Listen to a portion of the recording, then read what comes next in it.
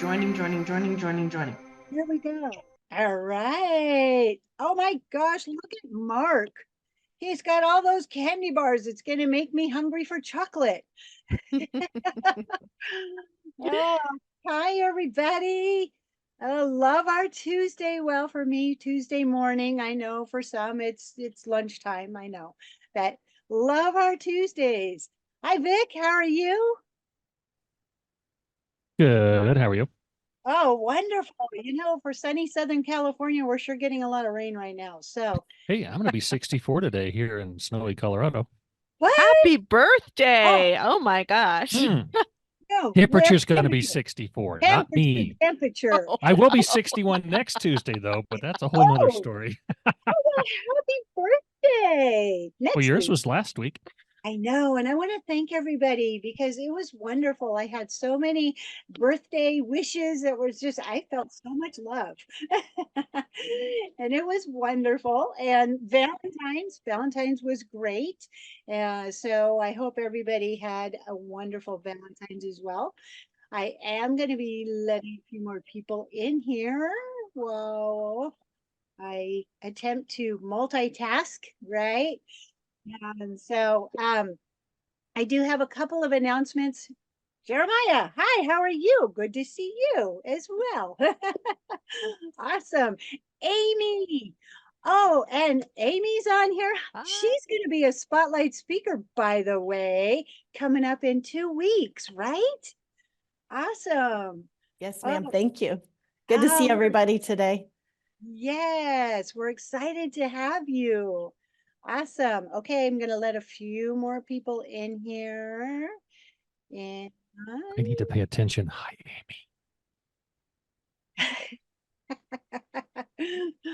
so mark the calendar. She's going to be here in 2 weeks, being our spotlight speaker, okay? If Uh, anyone hasn't caught her go-to-market propellers on DroneLife, you need to check those out. Maximizing your ROI at trade shows, awesome marketing for new technology. Just oh my saying. gosh. Do we have a link? That's what we're about. We're about network connecting. Does anybody got a link? Amy, you got a link you could put in there? I think I could find one. I'll have it by the If you end. do the but if you do the last article, the other ones are linked underneath. yes, She's ma'am. doing- I'll have that.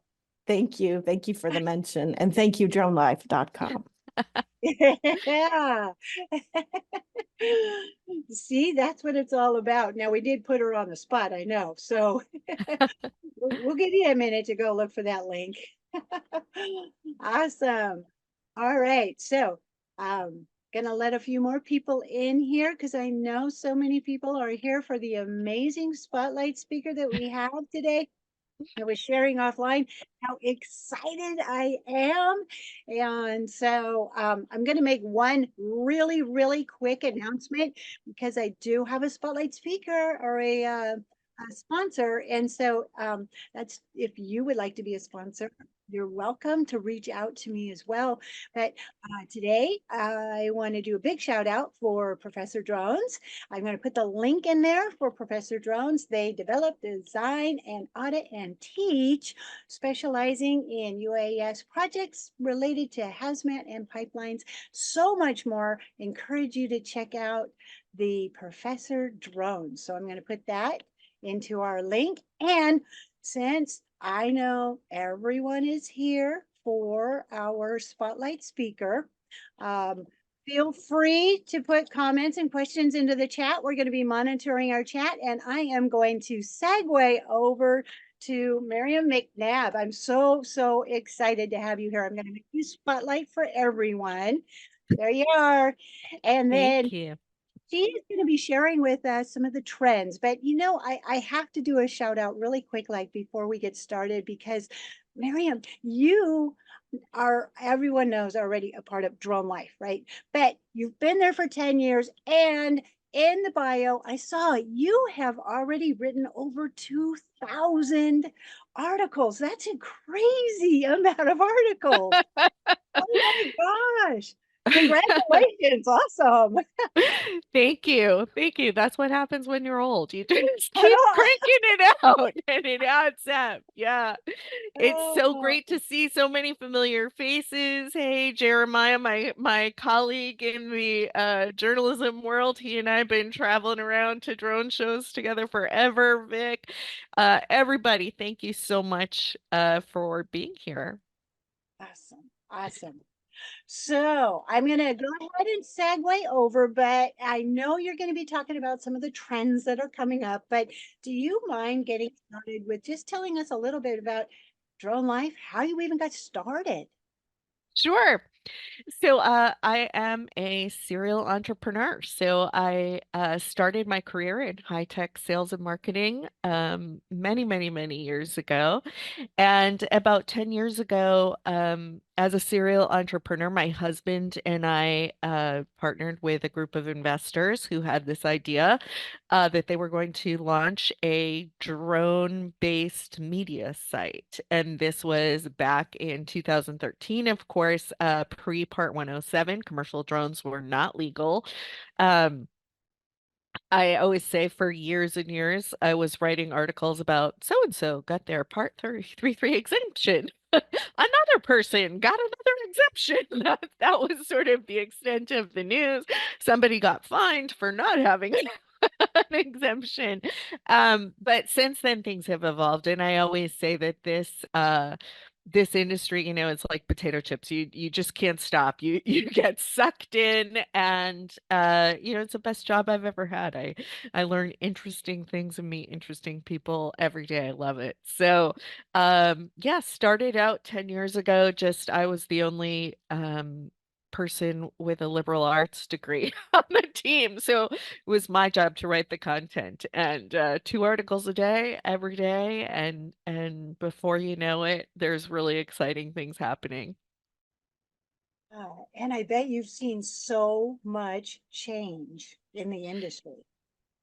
I And have, and it's really kind of amazing. Occasionally things sort of reference back to things that I wrote now 9, 10 years ago, and you think, huh, either wow, not much has changed on that particular topic, or I can't believe that's what we were talking about 9 years ago. So the technology has really exploded. The use cases have really exploded. I think it's just an incredibly exciting space to be in. I can't wait to see what happens next.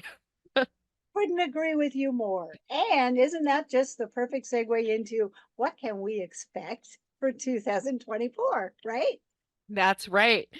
So I have here sort of a number of themes. I really looked back at what sort of is coming across my desk, what's been coming across my desk in the last half of 2023, and the trends that I've seen.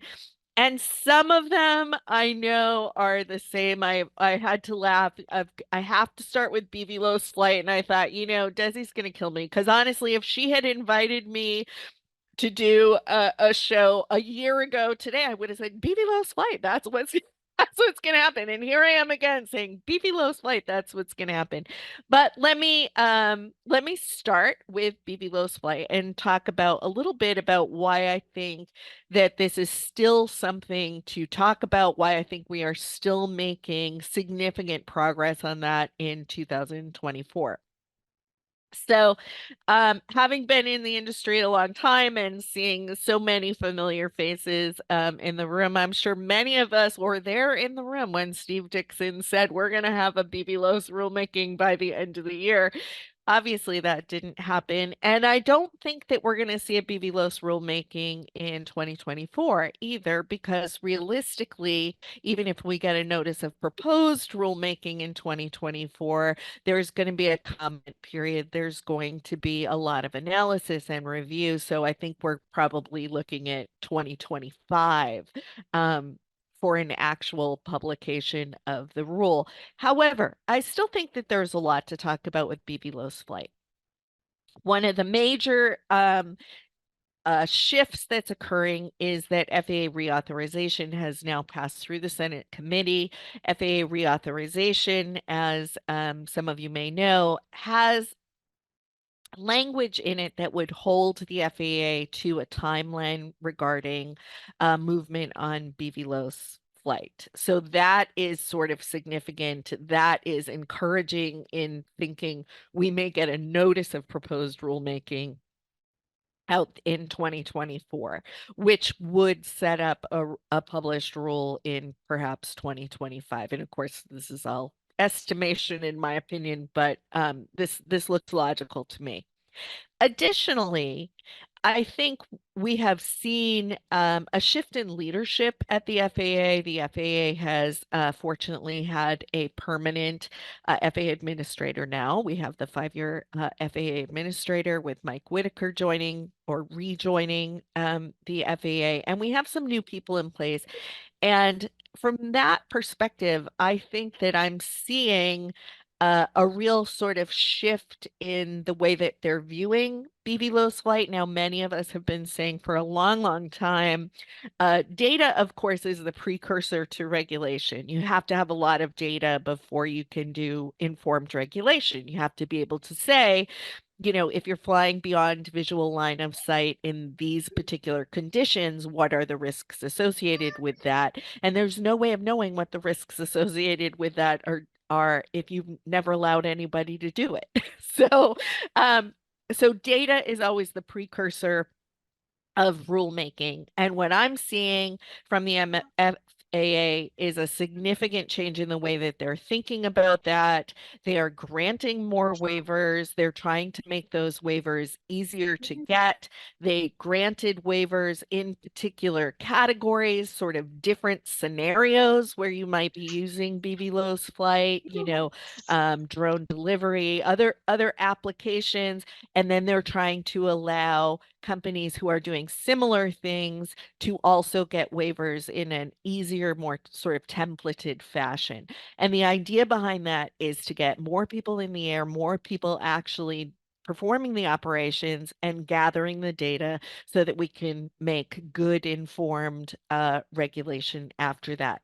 And so I'm really seeing that happen. And I think that that is moving the ball on BVLOS regulation in 2024. The other thing that I see happening that is different, sort of starting to shift to more common is true BVLOS flight or BVLOS flight without visual observers. And beyond visual line of sight without visual observers is a completely different ball game when you talk about the commercial viability of the operation. So if you have to have a pilot plus visual observers all the way along, you know, your cost benefit ratio is not as good, obviously, as it would be if you could stay at one end of the operation and fly. So BVLOS flight without visual observers, some of the technology has come together to allow that. The FAA is starting to allow that. I think that that is going to be kind of the next big shift. Now, the last thing I kind of want to address when we talk about BVLOS flight is what that really means for commercial operations. And it's a big step for commercial viability because if you can increase your range, decrease the number of people needed for the ops, you are obviously absolutely making it cheaper and easier to fly any kind of an operation. If you're doing something like drone delivery, as you increase your range, you are increasing your service area by quite a lot, right? And so that's changing the economics of the operation.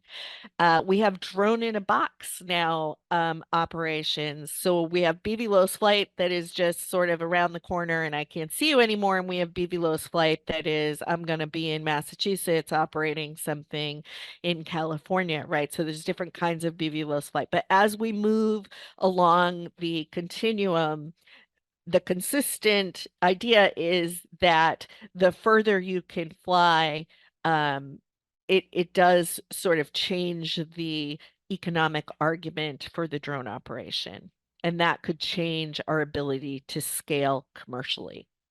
So, in my view, that is kind of the significance of BVLOS flight to the commercial drone industry, that it just makes it more commercially viable. And I do think that we are seeing a lot of progress in 2024. Progress is good. A lot of hurdles to overcome. I get that, yes. And you brought up an interesting fact about the without a visual observer, and you can only imagine the risk assessment that has to be involved with that type of thing. So And I I'm think we're seeing some of the technology components come in that are making that more feasible, right? So we're seeing different kinds of obstacle avoidance and computer vision and radar ecosystems and things like that that can make that possible in certain scenarios. yeah. So we'll hope for good things. We're going to see progress, but not really until 2025.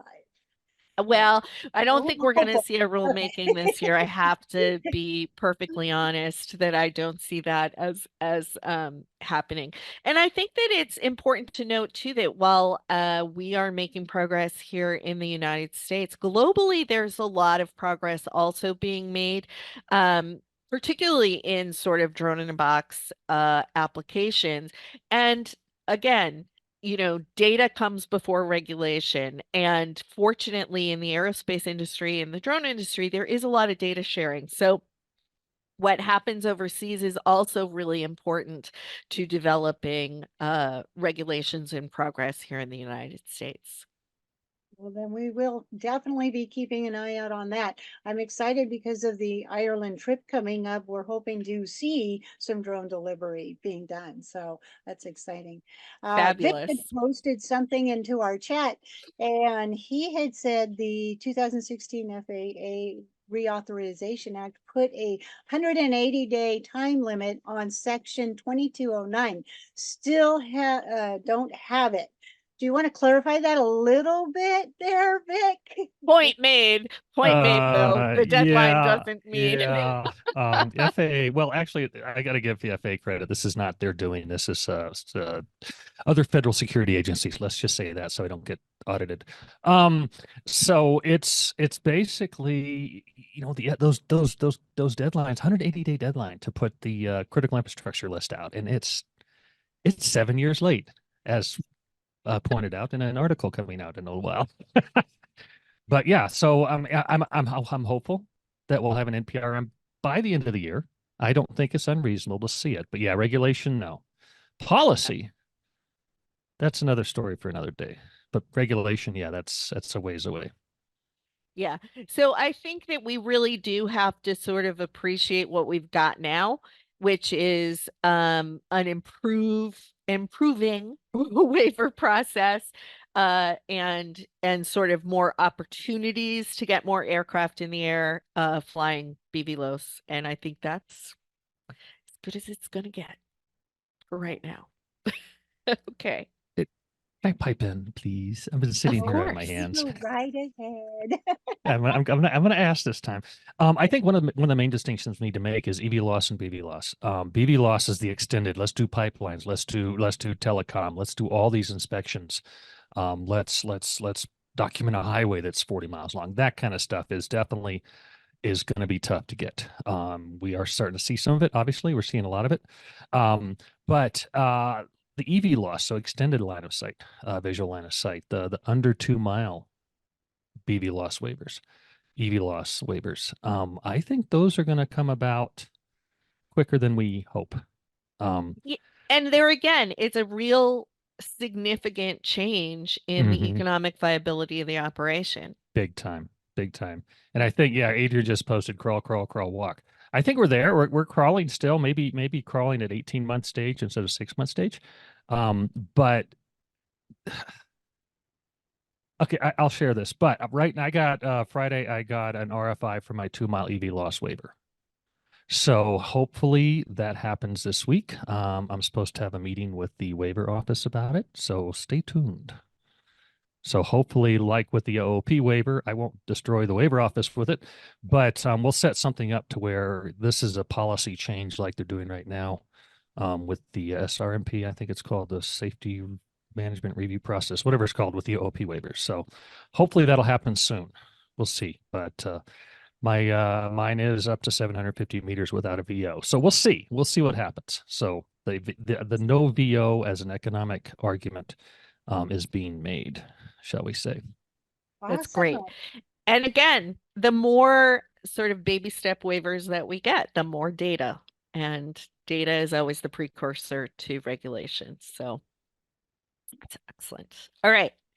So my next major trend, again, this is a repeat. If you had asked me last year, I would have said the same thing, but I would have explained it a little bit differently. So I am going to say this because if I don't, people wonder what's wrong with me and where I've been. Artificial intelligence. So AI and artificial intelligence are terms that I see used in almost every press release I get nowadays. Sometimes it's accurate and sometimes it isn't. But when you think about AI in the commercial drone industry, or when I think about AI in the commercial drone industry, there are some really significant trends that AI is impacting. And so we're talking about kind of the ability to process massive quantities of data quickly enough to allow the machine to make a decision with more limited, let's say, human input into that decision, which means the decision can happen faster. So, in terms of what that means for commercial drone operations, of course, there's an aspect of efficiency and safety that's being worked out where you're hoping that you do more sort of automation to take the burden, the cognitive burden off of the pilot in the case of an emergency or a shift in conditions. You are talking about the ability to do autonomous operations and BVLOS flight and remote operations and those kind of things.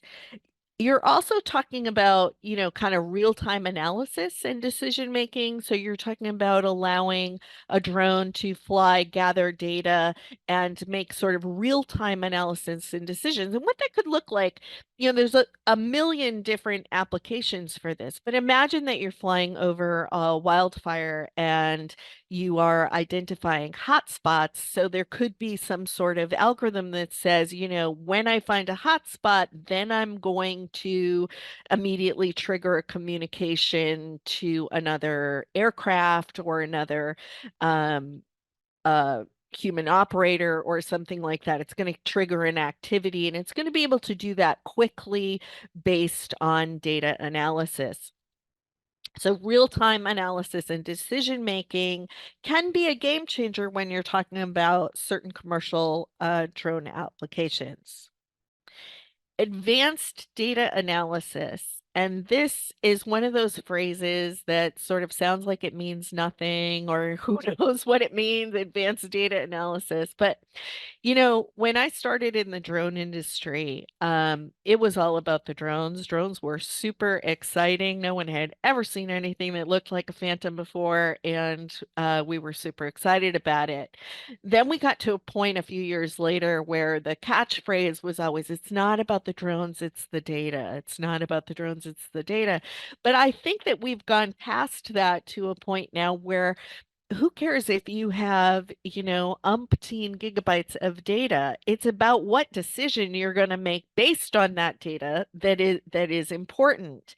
And so the AI applications again make this incredibly commercially viable because when you have 2,000 images to review manually, you have just given somebody a horrible job that they don't really want to do, and you haven't really saved them significantly. But when that workflow is completely automated because AI and machine learning can say, I'm going to review those 2,000 images and show you exactly where the bird's nest on your telecom tower is, that's helpful, right? And so that saves everybody a lot of time and energy and goes right to the point which means that the business person has a decision to make. So that kind of advanced data analysis, what we're seeing with AI now, or what I'm seeing, is that in specific verticals, and those are verticals across the board, from telecom, and tower, to wind and green energy installations, solar, that we're developing ecosystem tools, AI powered ecosystem tools, software that can do this deep advanced data analytics.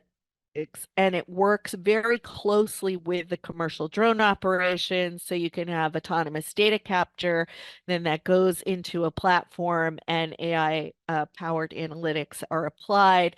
And so the user is actually getting straight to the insight without having to do a lot of work up front.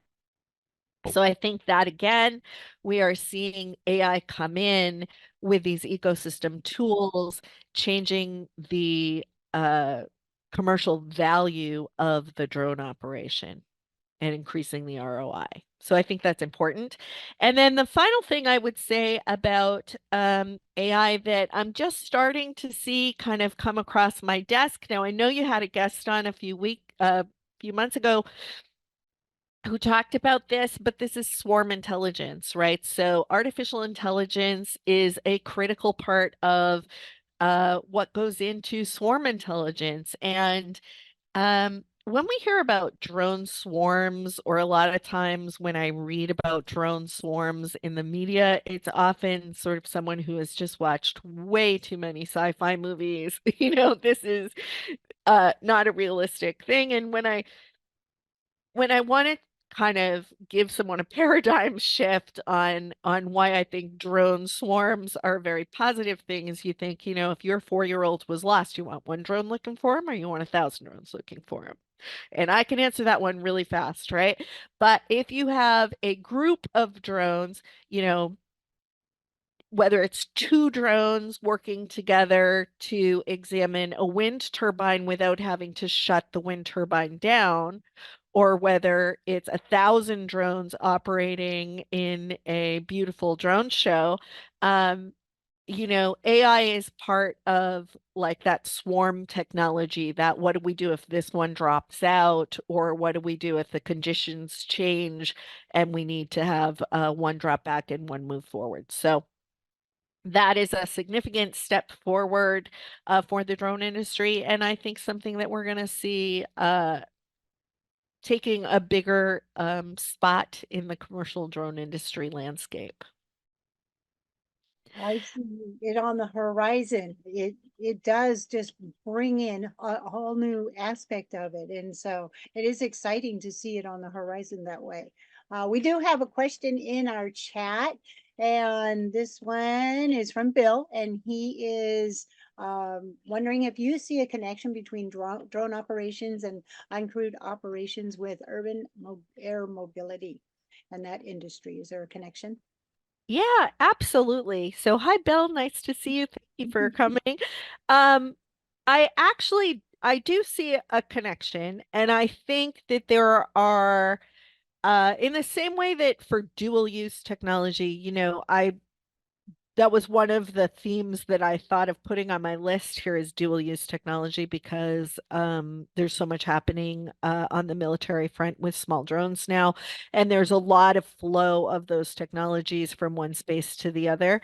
And I think that when we have drone operations and uncrewed operations in urban air mobility, I think that we're going to see some level of progression that goes from, small drones to heavy lift drones to larger eVTOLs to passenger carrying eVTOLs, right? So we're going to see some level of progression there.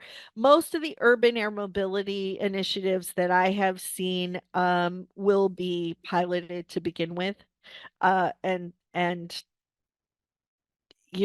eventually move to autonomous operations. But I think that there is overlap, especially with some of the technologies, including AI, including obstacle avoidance, including UTM and deconfliction algorithms and things like that. I think a lot of those technologies will flow between commercial drone operations and urban air mobility. Thank you for the question.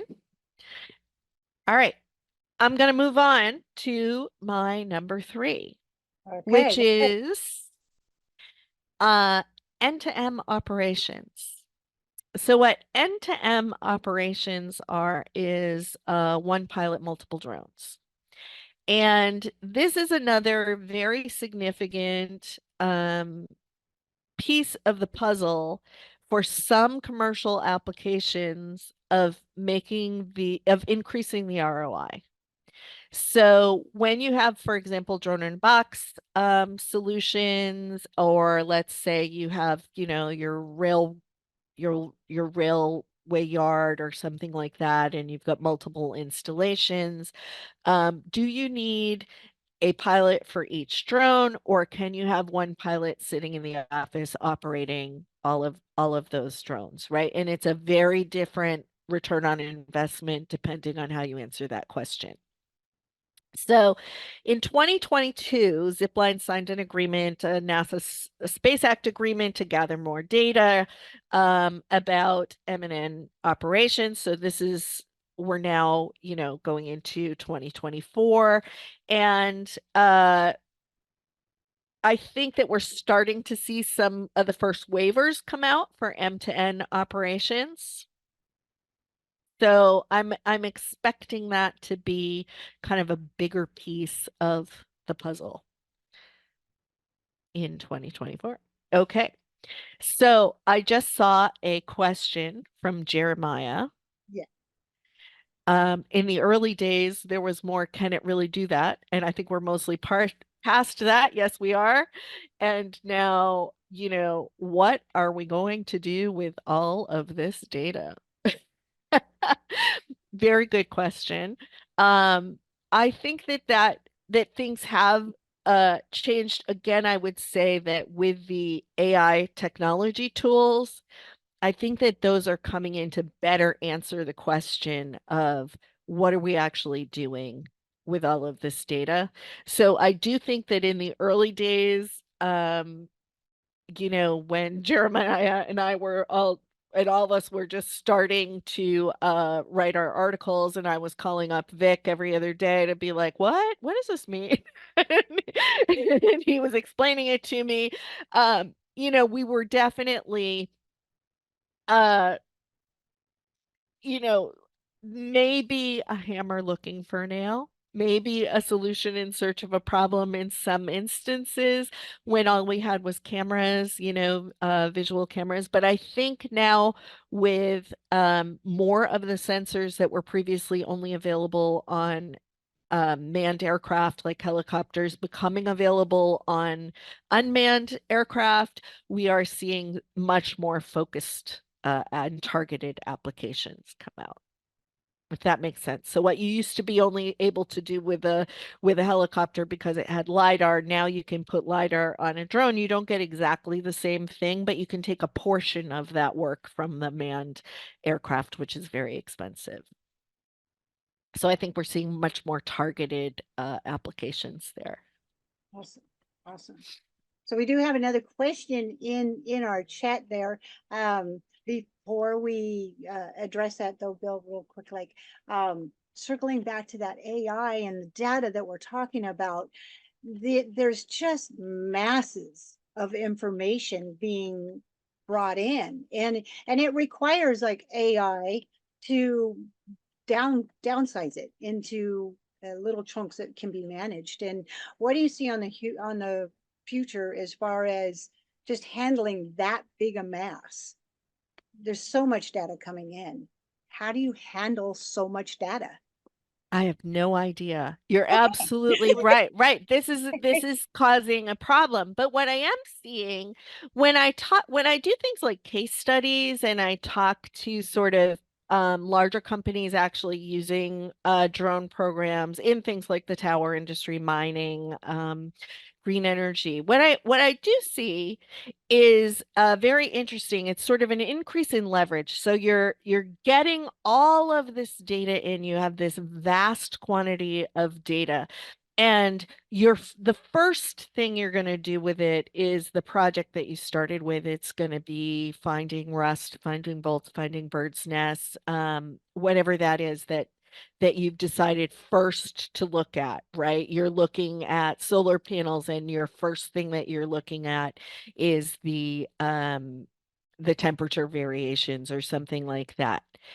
And then very quickly, once those programs get implemented into a larger organization, what you do see, I'll take that back. It's not very quickly. It's usually pretty slow, right? It starts in one small department. They see real value from this. They're targeting a very specific problem.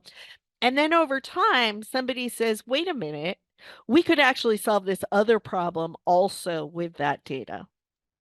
And it starts to kind of spread throughout, where you say, okay, in the tower industry, first we're looking for bird's nest, and next we're saying, wait a minute, if we can identify every tenant on this tower, we can improve our billing processes, and we can put it over to revenue.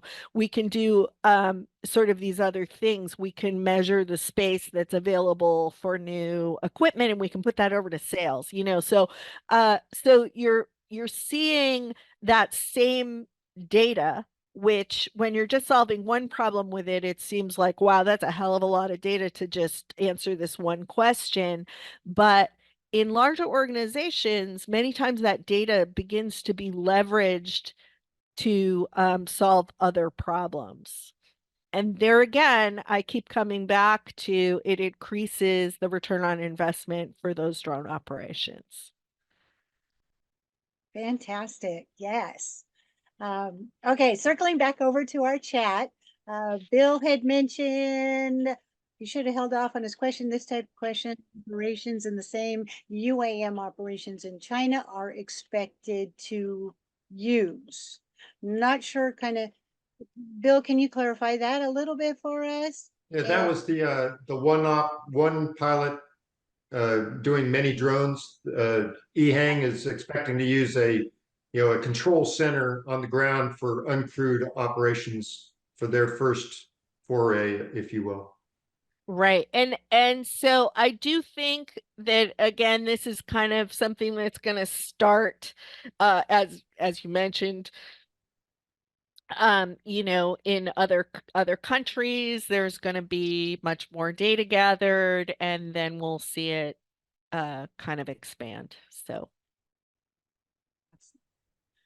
All right. I don't know. I don't feel like I answered that particularly clearly. Feel free to ask it. No, I think I would agree with you, Miriam. You're spot on. It's gonna in the United States, it's gonna grow out of the drone industry and perhaps proliferate with the information and the operation understanding, lessons learned, all that. And we'll do the same thing with those people that are trying to go faster in other countries, and probably will have missteps. Sadly, I think we'll have missteps, but you'll be seeing it. We'll learn from those missteps, and we'll bring it a much safer operation here in the States, in my opinion, and probably into the EU as well. Yeah, I think worldwide, you've always got to cheer for everybody who's stepping outside of that box, because that is all data gathering. So all important to ultimately leading to the regulations. And I've sort of a long time ago, I wrote an article where I was actually, it was when Michael Huerta left as FAA administrator. I was a huge Michael Huerta fan. And I realized that, in the very beginning, I used to write these articles that would sort of recite all the missed deadlines and say, we were promised it on this date, and we were promised it on this date, and we were promised it on this date. And kind of over years, I sort of realized, you know, easy for me to say, right? This is a very complex system, and we have the safest airspace in the world, and we have extremely complex airspace. And if you just look at one of those maps that shows all of the flights happening in our airspace at any given time, it becomes abundantly clear why we don't make quick decisions here. So to some extent, I am a reasonable supporter of our processes. Oh, I love that you said that though, because it's so true. There's so much more involved than just, oh, go put this out, this regulation. It's really easy for us, but there is a lot, and the safety behind it is just imperative. And it is, and if you think about it, you know, I have been writing and speaking about drone delivery since 2015, you know, and talking about Amazon's vision of a federated airspace and all of the different variations and patents and crazy things along the way. But let's face it, if there had been one serious accident in drone delivery in 2016, we wouldn't be where we are today with it. So you gotta, you know, take that into consideration too. So, Yes, yes. all right, moving on to my Okay, next one. How we do? All right, we're we have good. 20 We're minutes. good. So We're good. far, I'm on track to get through my list here. Okay. Integration. And let me tell you what I mean by integration. What I am seeing a lot more of is when I get absolutely fascinated by this. So Drone Deploy is a great example of this. I had the opportunity to go to the Drone Deploy user conference and sort of see their concept of reality capture, where they're integrating the data captured by ground robots and the data captured by aerial robots. So they're no longer really focused on drones, right? They're focused on data capture and what they do with that. And it's a very integrated approach. And I think, again, a big step forward in making many of the applications, their particular, you know, vertical that they're working in right now is kind of construction and building development and so forth with that type of integration. But when you look at that and you're able to sort of integrate different robotic systems and eliminate these silos where you're getting sort of data from the drone, and then what do you do with it? It has to be somehow put into your system and combined with the data that you have from other sources, and then it has to be kind of aligned so that it works properly. And how do you get that aligned well enough so that you can use it for counting and measuring and for getting realistic insights that are going to improve outcomes? That's a very complex problem, but it's actually moving along pretty rapidly. And so that's very exciting to me when you see these systems able to combine even in the drone deploy case, it's ground robotics and aerial robotics. I've also seen it with underwater robotics, bathymetric combined with aerial robotics, data from those sources, I mean to say. And I think that when you see those integrations of systems, you know, um, IoT used to be like sort of the hottest thing. Now it's kind of AI, ML, whatever. But I would have said IoT was phrase of the year a few years back, Internet of Things. But when you start thinking about what you can do when you actually integrate systems of robotics, you know, if you have your agricultural drone able to do deep analysis and then send a message to the sprinkler system, that's when you start seeing like, wow, this is sort of incredible world-changing stuff. So I find it very exciting to see these kind of integrations coming through.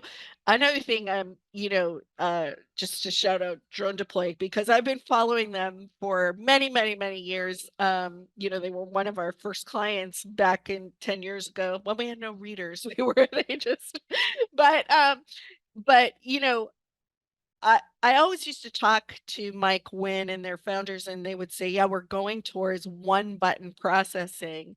And the interesting thing is that now they're at like no button processing. There's no processing. You fly the drone, it sends it to the cloud, it does its stuff, and it just gives you an answer. So this is really exciting stuff, and I think leading to some very dramatic changes in the future.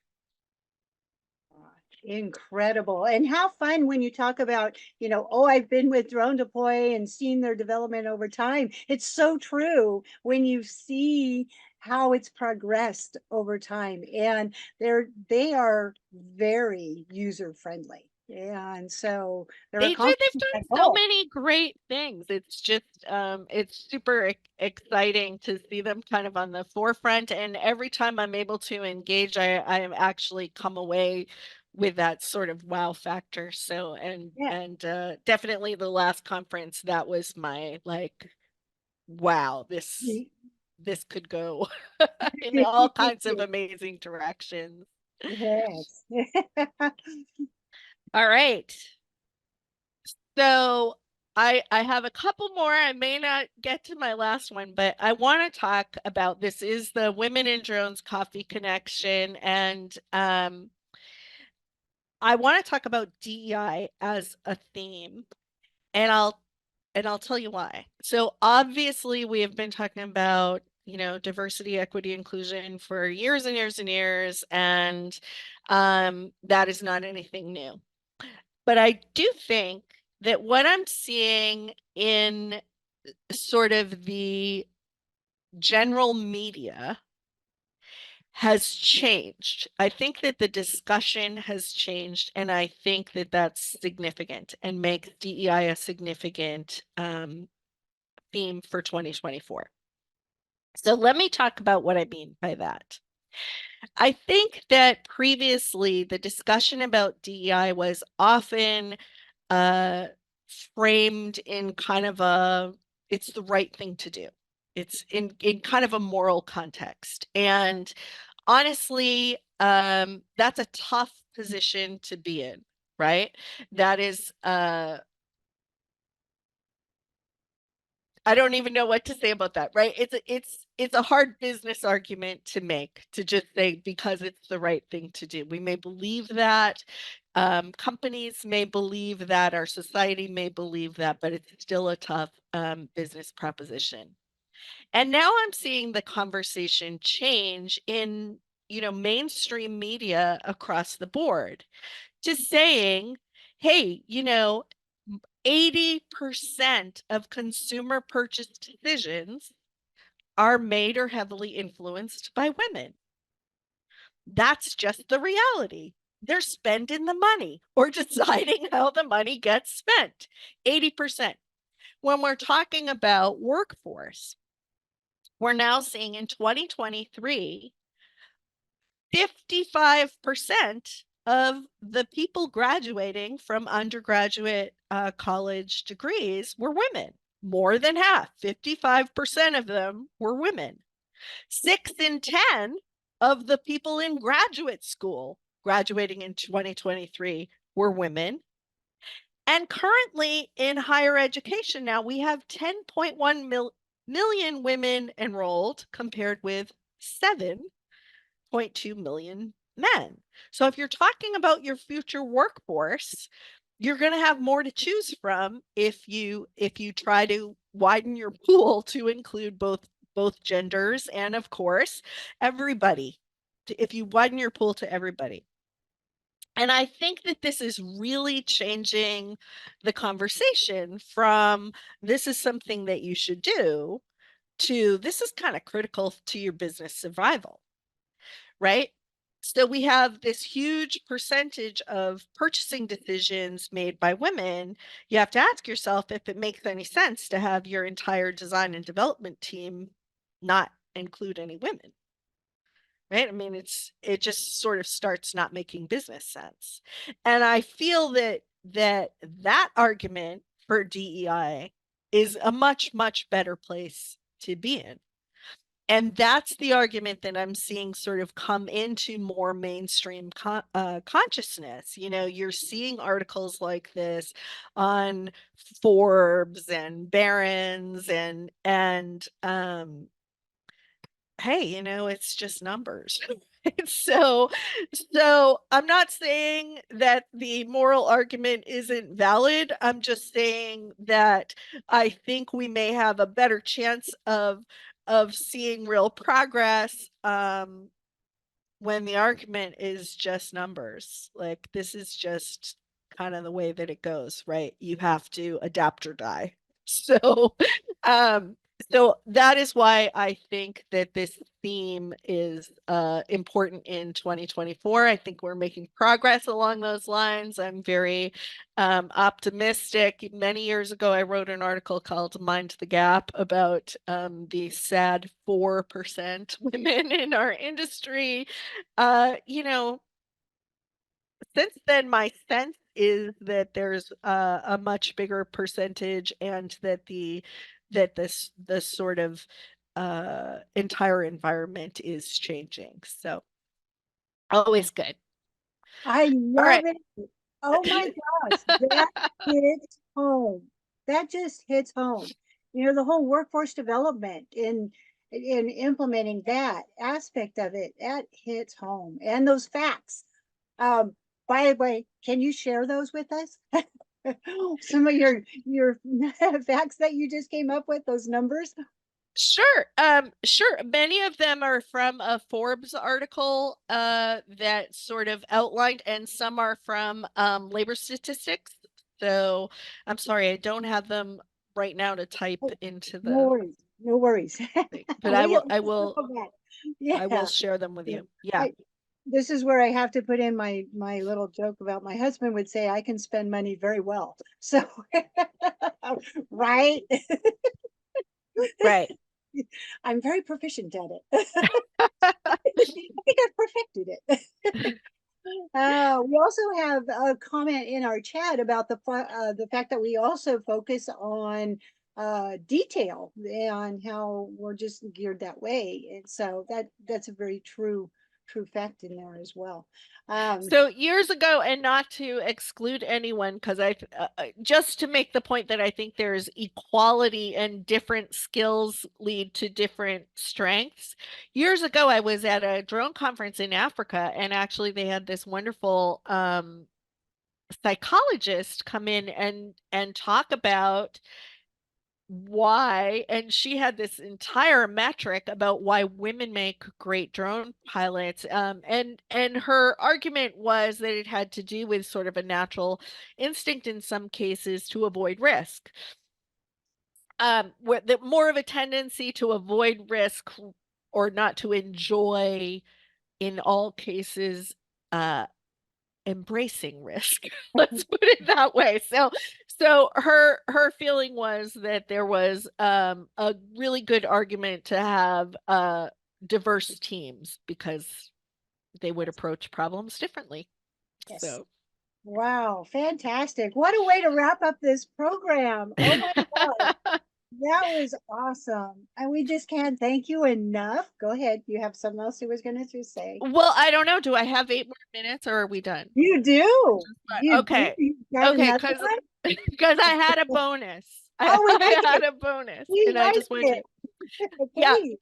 I really, when I went through sort of my themes, I really struggled to kind of decide which was the most important. So I do want to get this out there.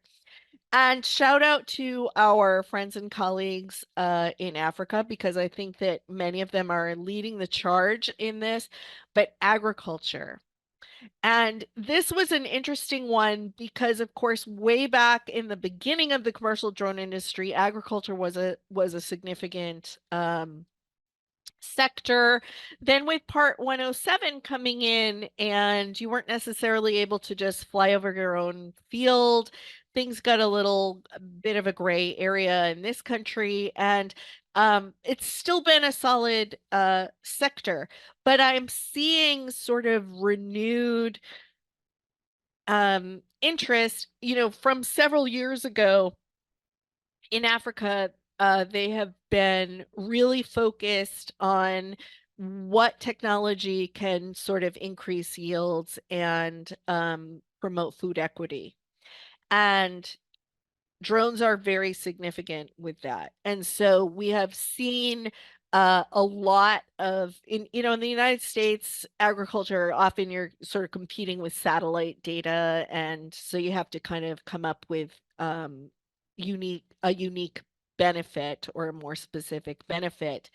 But there are so many benefits in agriculture and so much potential with spraying and planting and soil analysis. And they keep coming up with sort of new technologies, new ways to use drones in agriculture, new opportunities to use drones in agriculture. They are, of course, much cheaper. That in a world where we're seeing sort of resources like water and fertilizer really at a premium, precision agriculture is once again kind of coming way up on my radar as something important. Bill just pointed out, South America, Latin America have been using drones for several years for agricultural production. There's a company called Pika flying at night autonomously.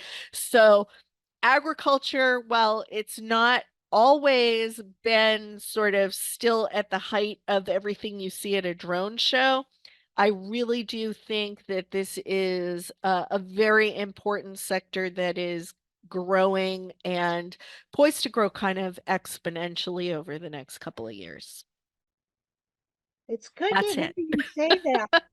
I've seen that trend as well, especially within the workforce development side of things. I've really seen a big push on that side. So it's good to see that it is happening. As India sort of loosens its drone regulations, of course, they do require that people use Indian drones, but those Indian drone manufacturers are going out and doing tours to help farmers understand how to use those drones for precision agriculture applications. And I think that the world is very focused on food equity, and drones are a part of the equation. Awesome. Awesome. Well, there is a lot to look forward to in our 2024 and beyond, right? And it's so awesome that you are here to join us and share with us some of that material that you have been gaining for the last 10 years. Despite my youthful appearance. And it's exciting because the change that I've seen, and I'm not out there digging in the trenches reading the articles the way that you have, and it's just so exciting to see the change. So I can only imagine what we're going to see over the course of the next few years. So very exciting. With that, we will wrap it up. There's already comments being set into our chat about thank you so much. What an honor to have you here today, sharing with us on the Coffee Connection. It's super exciting, and you're just so knowledgeable in all aspects of this industry. So thank you very much for You're joining. very welcome. Somebody asked how they can get in touch with me. I am Miriam at DroneLife. Oh, I'll put it in our Easy chat. to remember. Okay. Yeah, really quick, let me go get that email for you, and I will put that in our chat for everyone, and then you can save the chat. All right. And thank you so much for having me. I am honored to be with the fabulous Desi Eckstein. So thank you. Oh, thank you. Awesome. Well, thank you everybody for joining us on this Tuesday. We look forward to seeing you next week. However, I won't be hosting. Sheila will be here and she will be hosting for us. All right. All right. Bye, everybody. Thank you. All right. Bye. Thank you. That kind of wraps it up.